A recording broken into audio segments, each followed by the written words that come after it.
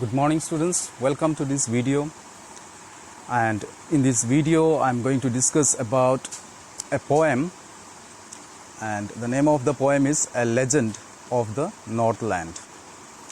This poem is written by Phoebe Cary, an American poetess. A few lines about the poetess. She was born in America, that is on September 4, 1824 in a place called Ohio in America. And she's, as a poetess, as a writer, she was very popular, famous for her works. But she, as you know that most of the poets, they die a tragic death. She had a sister who was also very popular, and her name is Alice. Her name was Alice. She was even more popular than this poetess, but when she passed away, the poetess was so distressed at her death that due to that depression, she also passed away 5 months after her sister's death. Students, now about the poem, A Legend of the Northland. Legend. What's a legend? First of all, a legend is a very popular traditional folk tale that was passed from one generation to the other generation orally for a long time. Then it was written. That's one thing. It's a legend. Okay, it's a folk tale of the Northland. Another thing is this poem is written in a ballad style. That's called a ballad. What is a ballad? A ballad is a poem which tells us, that poem tells us a story using different stanzas. It tells us a story in the form of a song. Ballads can be sung along with music. Directly it can be sung. So it's in the form of a song. So this is a ballad written by Phoebe Cary, as I told you, and it's about the Northland, as I was talking about. Let us see what is this story actually about. And here Northland talks about the northern part of Europe. Let me tell you, she speaks about the northern part of Europe in the form of a ballad, as I told you. And it's a story about an old lady who was very stingy, who was a miser. You know who is a miser? Who don't like to give away their belongings to anyone. Who feels troubled a lot to give away even a minute part of their belongings, even though someone is badly in need of them. We have such people around us also. You might have noticed some people like that. They have a lot, you go and ask, they say they don't have anything. So this is a story about an old lady like that who was a miser, and Saint Peter, who was an apostle of Jesus Christ. If you talk about the Bible, Jesus Christ had many apostles, means who were very close to him, like Saint John, Saint Peter, Saint Paul, Saint Thomas, and so on. So Saint Peter was one among them. So Saint Peter visits this old lady, and when he finds that the lady is very stingy, she's a miser, at the end he teaches her a lesson. So let us go through the story and try to know more about it. Let me read out the poem to you. Away, away in the Northland, where the hours of the day are few, and the nights are so long in winter that they cannot sleep them through. The poet says that far away in the Northland, as I told you, she's talking about the north part of Europe here, where the hours of the day are few. In winter season, what happens? The duration of the day becomes very less, and the duration of the night extends. It becomes very long. Sometimes you get fed up of sleeping. The night is so long, especially during the winter, that they cannot sleep them through. How much a person will sleep? You feel that the night is not getting over. Where they harness the swift reindeer to the sledges when it snows, and the children look like bear cubs in their funny furry clothes. So she's talking about a very cold place, okay? Winter, where there is severe winter, where they harness the deer, reindeer. Reindeer is a type of deer, and harness means put the harness, the strap. Have you seen animals drawing carts like tonga or bullock carts?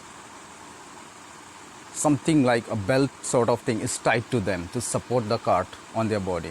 That's harness. So they harness the reindeer, the swift, fast reindeer, where? To the sledges, especially in those places where it snows and the place is covered with ice. They use sledges, a type of cart, okay, where when it snows. And the children, they have to wear heavy clothing, so they look like bear cubs because of their dressing covering the head and entire body. They look like bear cubs in their funny furry clothes. It looks very funny in the clothes that are made of fur. They tell me a curious story. I don't believe it is true. And yet you may learn a lesson if I tell the tale to you. Then the poetess says that these people, all these people, they tell a very curious story, a strange story. I don't believe it is true. For me, it becomes very difficult to believe that it is true. But still you may learn a lesson if I tell that tale to you. T-A-L-E, tale means story. If I tell that story to you, then surely you may learn a lesson. Once when the good Saint Peter lived in the world below and walked about it preaching just as he did, So the story is about a time when Saint Peter was alive, and he used to go from one place to another, visit different places in order to go and preach the message of God to the people. It happened at the time. He came to the door of a cottage in traveling round the earth, where a little woman was making cakes and baking them on the hearth. Finally, while he was walking like that, he reached a cottage, a small house, small hut, while he was traveling round the earth. There he found a little woman was making cakes. She was making cakes and baking them on the hearth. Hearth, H-E-A-R-T-H, hearth is the fireplace, where people light firewood and use it for cooking. That is called hearth, H-E-A-R-T-H, hearth. And being faint with fasting, for the day was almost done, he asked her from her store of cakes to give him a single one. When he saw that woman making cakes, actually he was so much tired, so much hungry due to his fasting. And the day was already completed, so he asked her to give him a single piece of cake which she was baking. Let us see what the woman replied, or what she did. So she made a very little cake, but as it baking lay, she looked at it as though it seemed too large to give away. When St. Peter told her to give her a single piece of cake, she baked a small cake. But after completing that, she found that the cake was still too large to give away to someone.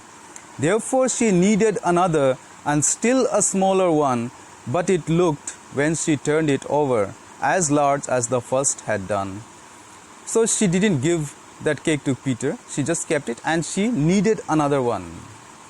You have seen when people make those chapatis, what they do. They knead the flour, make a dough, and then they prepare the chapatis. So she needed one more that was smaller than the former one, but when she completed that, it looked as large as the former one. Okay. Then she took a tiny scrap of dough and rolled it flat and baked it thin as a wafer, but she couldn't part with that. Then she took a very tiny amount of flour and she rolled it. But when she baked, it was very thin, let me tell you, very thin, and it looked like a wafer. For kids, no, in the shops you will find some wafer chocolates which is very light and very thin. So it was so thin like that, but when she completed, she still felt it was too big and couldn't give away that cake to Saint Peter.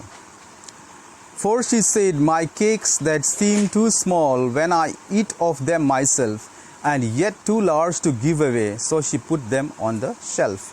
Then she said, "My cakes seem to appear very small when I eat them, but when the time comes to give to someone, give them away to someone, then they seem to be very large." Then good Saint Peter grew angry, for he was hungry and faint, and surely such a woman was enough to provoke a saint. Then this saint, our Saint Peter, grew angry. He was angry because he was almost fainting due to hunger, and the woman's deeds, whatever she did, her activities were enough to provoke a saint. Provoke means make that saint very angry. Her activities were enough for that. And he said, "You are far too selfish to dwell in human form, to have both food and shelter, and fire to keep you warm." Then he said to that woman that you are very selfish, far too selfish to live, to settle, or to live here in a human form, to live as a human being, to have food and shelter both, and a fire to keep you warm in this winter. Now you shall build as the birds do, and shall get your scanty food, but boring and boring and boring all day in the hard, dry wood. Then he said, now what you will do, you will build everything, the nest and all that, as the birds do, and then you will get little bit of food. Then you will get very little, scanty means very little food, and whole day you will be boring. Here boring talks about making holes in the wood. You know, some birds like woodpeckers, they with their beak they make holes in the wood of the tree, and they make a place for themselves to stay. So that is what he is saying, boring and boring and boring, entire day in the hard dry wood. Then up she went through the chimney, never speaking a word, and out of the top flew a woodpecker, for she was changed to a bird. Then that woman went through the chimney, didn't speak a word, and out of the top it was seen that a woodpecker flew away. That means that woman was changed from a woman to a woodpecker. She had a scarlet cap on her head, and that was left the same, but all the rest of her clothes were burned black as a coal in the flame. She had a scarlet cap.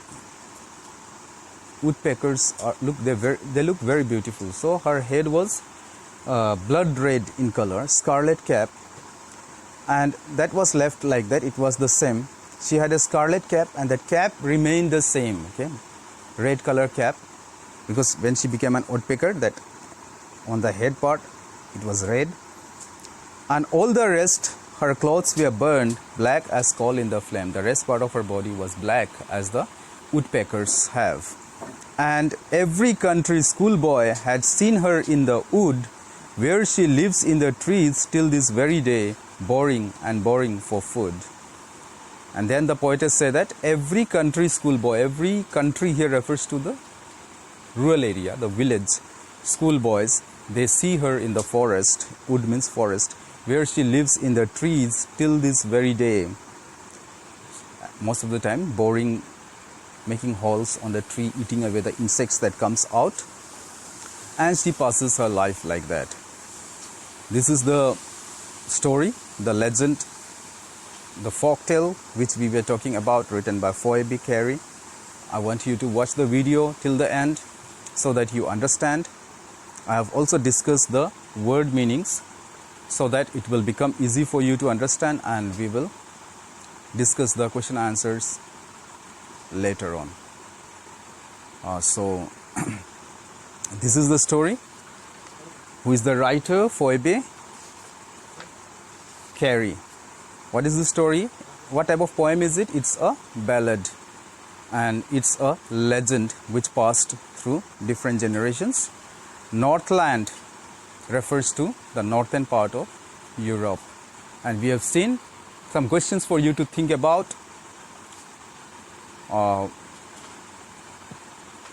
Why did the old lady hesitate to give away the cakes to Saint Peter? What made Saint Peter very angry, and what punishment did Saint Peter give to that woman? These are some questions which you can think of. And with this, I conclude this poem. Thank you so much for watching.